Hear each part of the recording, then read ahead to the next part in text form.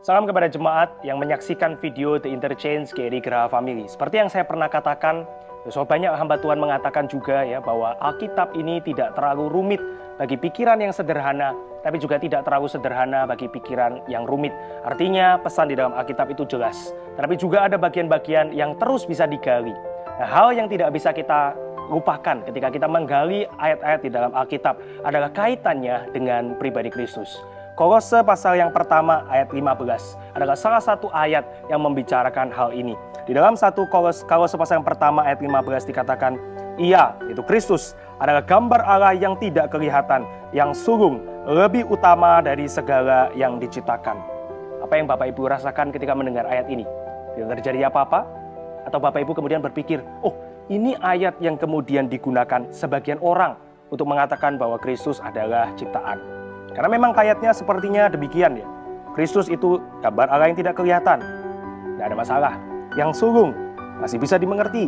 Lebih utama dari segala yang diciptakan. Nah ini, di sini dikatakan lebih utama dari segala yang diciptakan. Berarti Kristus, Tuhan Yesus Kristus adalah ciptaan. Begitu?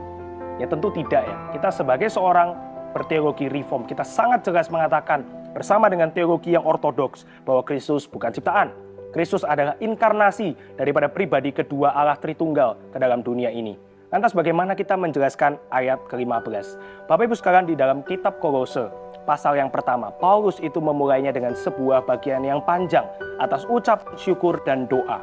Di dalam ayat 9 sampai dengan ayat 14, Paulus berdoa bagi jemaat di Kolose, dia berdoa kepada Tuhan, bersyukur untuk pertumbuhan daripada orang-orang di Kolose. Tapi kemudian di dalam ayat ke-15, banyak orang mengatakan ayat 15 sampai dengan ayat 20 ini adalah sebuah puisi, sebuah him. Kita membaca ayat 15 sampai dengan 20, Bapak Ibu sekalian, ada unsur yang disebut dengan unsur kiastik. Unsur kiastik, Bapak Ibu bisa membayangkan seperti sebuah hamburger. Ada roti di atas, kemudian ada seladanya, ada tomatnya, dan kemudian ditutup lagi di bawah dengan hal yang sama ya, selada, tomat, dan roti. Tapi yang kita tunggu-tunggu, yang kita paling nantikan di dalam sebuah hamburger adalah bagian tengah, yaitu beef patty-nya. Kita menyukai bagian itu ya, khususnya buat Bapak Ibu yang suka makan daging. Nah, kita mencari ketika hamburger, kita menantikan bagian yang tengah. Jika burger itu tidak ada dagingnya, maka akan tidak enak. Maka kita mau yang tengah, itulah hamburger. Nah, unsur kiastik itu seperti demikian. Diapit oleh 2 atas, kemudian 2 di bawah. Di dalam Kolose pasal yang pertama ini, maka kita mendapati dari ayat 15 sampai 20, ayat 17 menjadi pusat daripada bagian ini. Saya akan membacakan ayat 17. Ia, Kristus, ada terlebih dahulu dari segala sesuatu, dan segala sesuatu ada di dalam Dia. Ayat 17 ini bisa menjadi satu set dari tone pasal pertama di dalam bagian yang kita baca.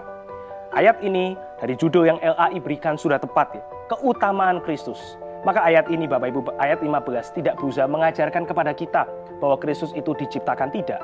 Tapi ayat 15 ini di dalam satu bagian dari perikop yang kita baca mau menjelaskan kepada jemaat di Kolose dan kepada kita pembaca pada zaman sekarang bahwa ada yaitu argumentasi yang penting berkenaan dengan keutamaan Kristus. Paulus mengatakan apa?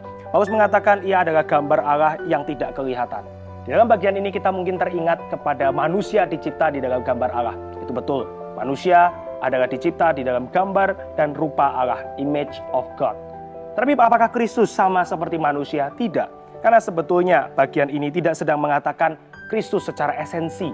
Tapi Kristus itu dikatakan di dalam bagian ini gambar Allah yang tidak kelihatan, yang sulung dan lebih utama, seperti satu paket yang menjelaskan bahwa Dia adalah yang lebih besar.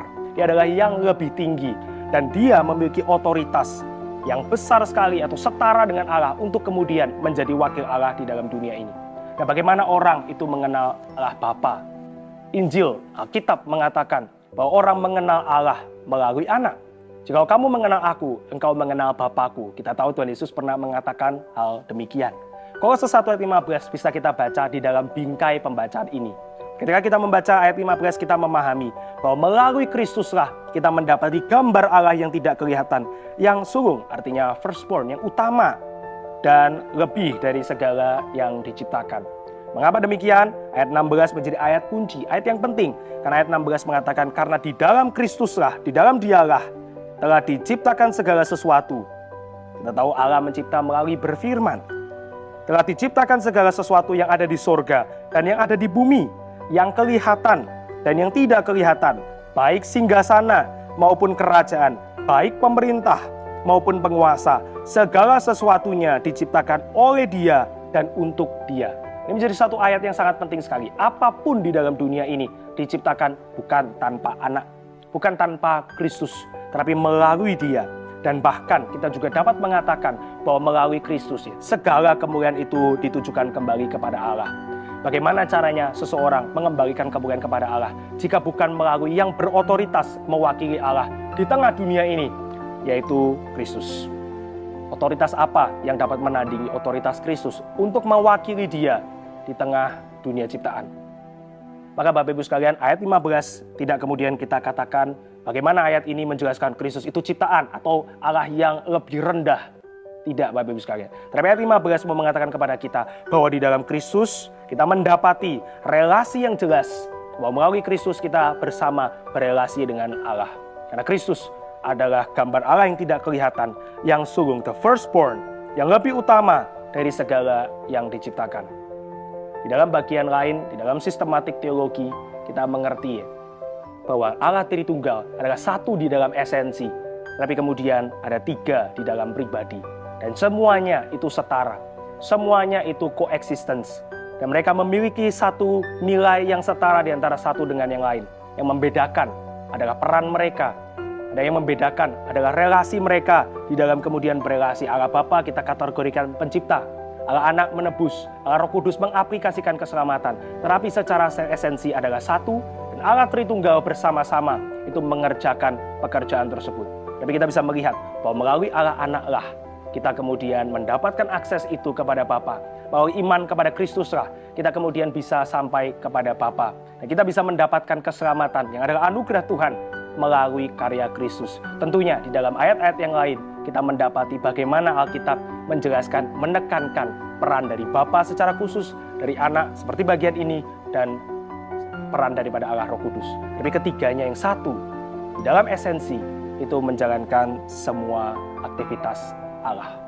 Kita bersyukur untuk ayat Kolose pasal yang pertama ayat 15. Dan kiranya ini menjadi berkat bagi seluruh jemaat. Soli Deo Gloria.